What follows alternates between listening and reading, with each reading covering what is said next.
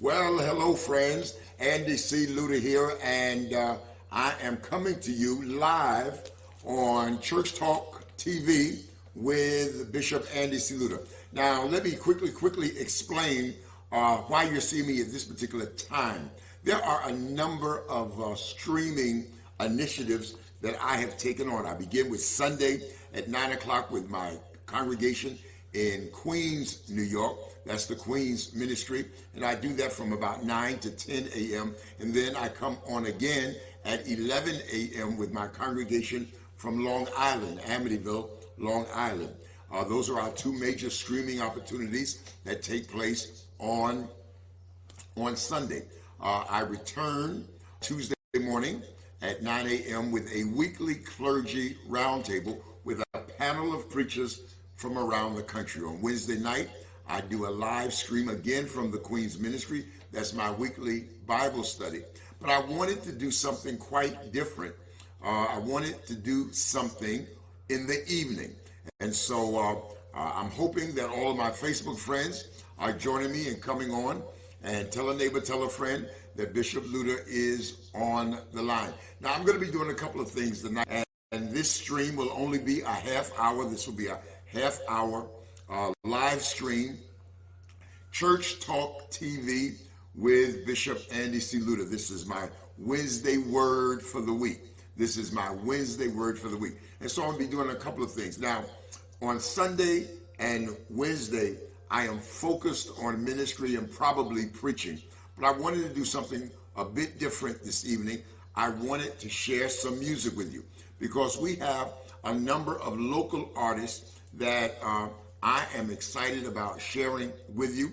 And then I do have a particular teaching that I retrieved from my library that I do believe is going to bless you in a mighty and marvelous way. Now, let me say this to you, beloved. We are right in the midst of the coronavirus, and it has unsettled so many.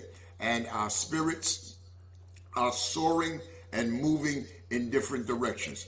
I want to encourage you. I know so many have lost loved ones. They have lost people that they know. They have lost acquaintances and co-workers and associates. But the Lord is still in the blessing business. And a little earlier, I did my midweek Bible study, and I shared with the audience that was with me in my Zoom classroom that I believe that this is somewhat eschatological. This is kind of an end times development that's going on in real time in our time. I do believe when Jesus said there would be a season when the wheat and the tares would grow together, but at some point there would be a separation of the wheat and the tares. And I believe that in part eschatologically, that is what we are experiencing now. So many have participated in the form and the fashion of religion and have ignored the real relationship upon which real religion rests and resides. And I do believe in part that what is going on, not only in our country, not only in our state, but literally, beloved, around the world, is a signal of eschatological predictions. Now, I know eschatology is not a topic that people are very, very comfortable with.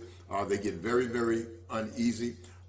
And I will also confess that there have been any number of times in the past where there have been eschatological expectations and predictions that simply have not come true. And I am not a prophet of doom. I'm not saying that the world is coming to an end. But I do believe, beloved, and I hope that you'll hear me, I do believe that heaven is trying to get our attention. The Old Testament says, if my people who are called by my name would humble themselves and pray. Maybe this is an opportunity to be called to prayer, to be called to fasting, to re-regulate our religiosity, our spirituality, our connection and covenant with God. We must confess that with over 20,000 people having died in New York alone, there is something afoot. These are not normal times. These are not typical days. And so we need to kind of keep that in mind. Listen, I could go on for a while and a while and a while, but I don't want to do that. I am very, very excited. I want to give a shout out to my engineer who is Al Garvin, and we're actually in two remote locations. I'm in one part, he's in another part of the country, but we're able to come to you and make this happen. And one of the things in talking to my engineer that he was very, very excited about, enthusiastic, and passionate about was the possibility or the probability of sharing music from artists that aren't as known as the national celebrities. There are so many voices that are making inroads in the community of faith, and I want to share one of those musical selections with you at this time.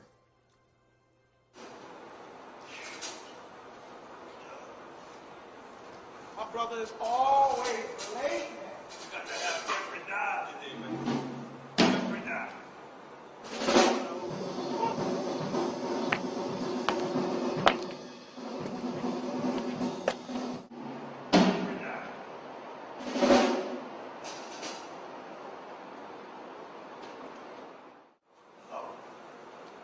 Fellas, apologize for being late.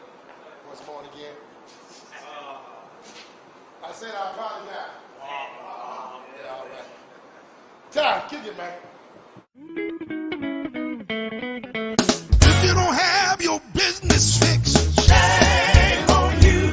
Surely if you don't have your business fixed, shame on you. Bottom line tonight, if you don't have your business fixed, shame on you. Well, if your business ain't fixed, well then you shame on you. Sad again, if you don't have your business fixed, shame on you.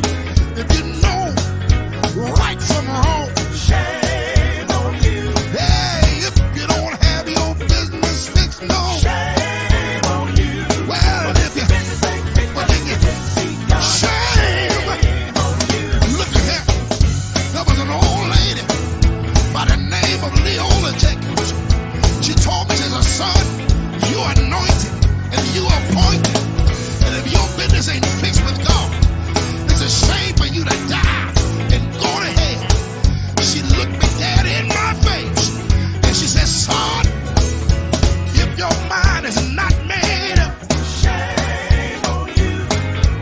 If your mind is not made up, son, shame on you. Yeah, if the mind is not made up now, shame on you. She said, well then you shame is what she said. She said, Darryl, shame on you. Shame on you. You've been singing, shame on you. All of these years, shame on you. Blessed people, shame on you. From the east, shame on you. All the way to the west, shame on you. Now it's a shame on you. That your heart's not fixed, shame on you. Your mind's not made up, shame on you. You gotta have a made up mind. What she told me, shame on you. Go down on your knees, shame on you. Tell God to forgive you, shame on you. Tell God to have mercy on you, shame on you. And you know what she told me? She said, son,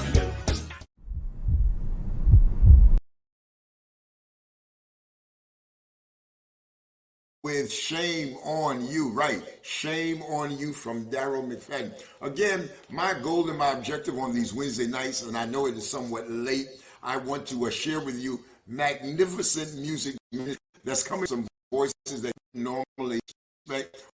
All the names and celebrities that abound around the country, but there is so much talent that resides in the body of Christ.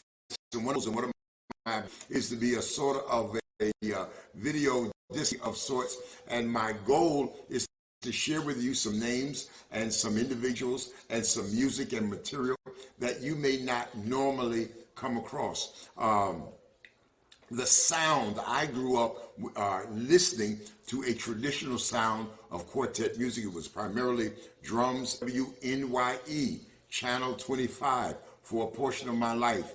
And I operated behind the camera as well as in front of the camera. And that love and that affection for media and for communications never died with me. Now, in 1977, I was called to my first church, and there was a shift in my life. And rather than secular pursuits, I now had a more spiritual agenda. And so since 1978, I have been in full-time ministry in places like Ossining, New York, that's Westchester County, just above New York City. I spent 7 years there. And then I moved to Columbus, Ohio, where I spent 20 years in Columbus. And we used to say in Columbus that you had to come to Columbus to discover America. It was one of the capitals of the Midwest. And then beginning in 2006, so it has been 14 years now, I've returned to New York initially to attend to the health and the care of my parents, but now I am privileged to pastor two vibrant congregations, and I certainly want to give them a shot, and that would include the Hollywood Full Gospel Baptist Cathedral in Amityville, New York, as well as the Queens Ministry in Queens Village of New York City.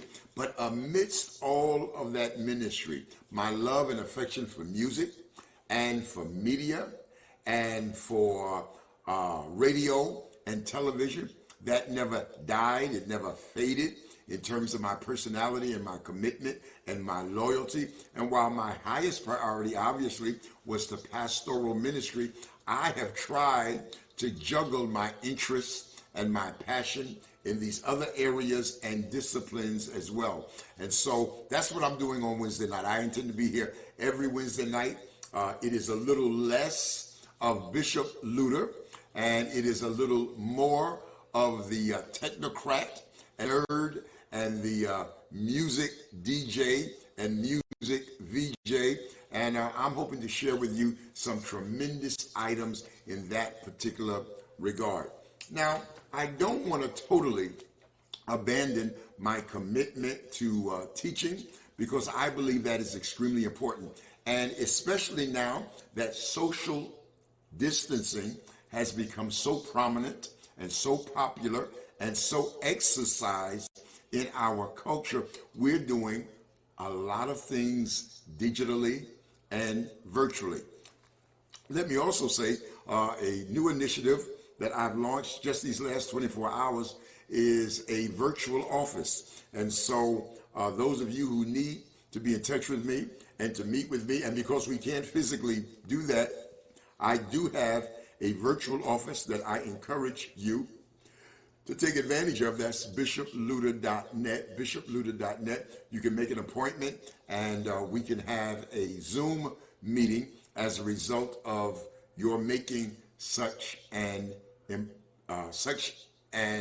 appointment with our bishopluter.net. Now, I was speaking just a moment ago about my continued commitment to Christian education.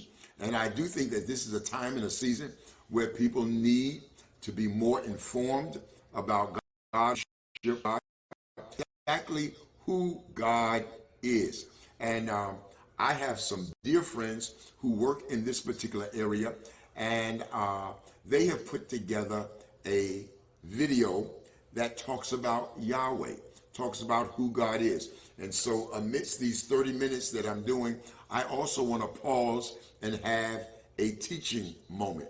And this is my teaching moment for this particular week. And I am hopeful that each and every week I'm going to have some insight, some illumination. I began with a discussion on eschatology. I'll be talking about eschatology probably periodically throughout the weeks, in the days to come, in the weeks to come. But at the core and at the basis of who we are, we need to have a very real and critical understanding of who God is. And so my teaching initiative for this late night Wednesday, this evening, is to take you down this road to illuminate your mind as it relates to a clear and yet profound understanding of who God is. Would you take a look at what we prepared and what we are prepared to share with you at this time? For thousands of years, every morning and evening, Jewish people have prayed these well-known words as a way of expressing their devotion to God. They're called the Shema. Hear, O Israel, the Lord is our God, the Lord is one. And as for you, you shall love the Lord your God with all of your heart, with all of your soul, and with all of your strength. We're going to look at the second key word here, Lord, written in all capital letters. This is the personal name of Israel's God. We first learn the meaning of this name in the story of Moses and the burning bush in the book of Exodus chapter 3. God appears to Moses and he commissions him to liberate the Israelites from slavery. And so Moses wonders, what if people ask the name of the God who has sent me? And so God responds, tell them, Ehyeh has sent me to you. Now, that Hebrew word Ehyeh means I will be. In other words, God's name means that he is the one who is and who will be. God's existence doesn't depend on anyone or anything else. This God simply is. But it will sound kind of strange for Moses to go say to the Israelites, I will be has sent me to you. Only God can say, I will be. So in the next sentence, God tells Moses the version he should say aloud. Yahweh, the God of our ancestors, he has sent me to you. Now, that word Yahweh is the ancient Hebrew form of the verb he will be. And this is the personal name of the God of Israel. It appears over 6,500 times in the Old Testament. Now, here's what's interesting. Over the centuries, Israelites wanted to honor the sacred nature of this divine name. So, as they read the Hebrew Bible aloud and they came to this name, they stopped saying Yahweh and instead started saying the Hebrew word for Lord, which is Adonai. Now, this practice has been continued throughout the centuries, and so later, when people started translating the Bible into English, they adopted the same practice. Instead of spelling out the divine name, they translated it as Lord, spelled in all capital letters. Okay, you got that? Good, because there's more. Ancient Jewish scribes wanted to prevent anyone from even accidentally saying this name aloud when you read the Hebrew Bible. And so they came up with a visual device to remind you to make sure you say Adonai. They took the 4 consonant letters of the divine name. These letters correspond to our English letters YHWH. Then they inserted the 3 vowels from the word Adonai and combined these together to create an artificial hybrid word, which if you pronounced it, it would say Yahuwah, but no Israelite ever said Yahuwah. It's simply a visual reminder to say the word Adonai. Now, it gets more interesting. Much later, Christian scribes came along who didn't know that Yahuwah was an artificial word, and so they began to say it aloud and spell it in their writings. This is the word that eventually entered into English as Jehovah. It's a word many people still use today. But the main thing is, the word Lord in all capital letters is an indication of the divine name. Don't confuse it with the word Lord in your English translations that's not in all capital letters. That is the actual Hebrew word Adon, which just means Lord or master. This word can refer to people like kings or the master of a servant, even a shepherd over his sheep. And sometimes biblical authors will use this word to refer to God, like in the phrases, the Lord of all the earth, or the Lord of lords. But behind all of these words, Jehovah, Lord, Adonai, stands the original divine name of the God of Israel. It refers to the one who was, who is, and who forever will be. Thanks for watching this word study video. It was the second in a 6-part series on the Shema, and we have a lot more videos on our website, thebibleproject.com. The Bible Project is a nonprofit. It's a crowd-funded endeavor. You can actually help us make all of the future videos. You can find out more and free resources at thebibleproject.com. Yes, yes, yes. Thank you so much. Those are my friends at the Bible Project, and I hope that you enjoyed that presentation. Listen, I'm going to be bringing presentations of that type and that sort to you on a regular basis every Wednesday night, late night Wednesday night, Church Talk TV with Bishop Andy Lewter. It's going to include some music, but it's also going to include some teaching. And I want the teaching to be instructive. I know that typical traditional teaching can be extremely boring and it's difficult to maintain and to corral people's attention and to hold on to that attention. But our friends at the Bible Project have done some amazing work, and their animation, their illustrations, their insight, the illumination of the word is so powerful until I am so looking forward to partnering with them and desirous of sharing with you, because I do know and I do understand that holding on to your attention via the internet and via Facebook and the other platforms that we're on can be a challenging task. But I do appreciate your patience, your indulgence, and I'm hopeful that some of the things that I'm doing here this evening is proving to be a benefit to you. Well, listen, my time is almost expired, but I want to go back to our music library, and I want to share with you an additional song that I think is going to bless you in a tremendous kind of way. Listen, take a listen to this.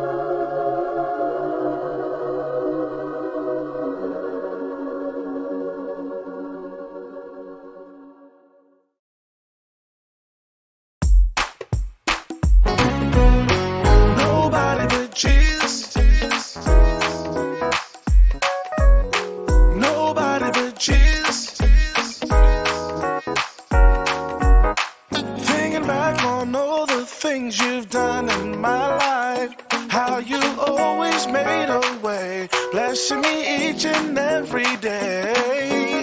Somebody asks me why do I praise him like I do, if they only knew what I've been through and how the Lord has brought me through. It was nobody but Jesus, yeah, nobody but the Lord, nobody but Jesus, oh yes, that brought me this far. It was nobody but Jesus, oh, nobody but the Lord, nobody but Jesus, yeah, you know that brought me this far.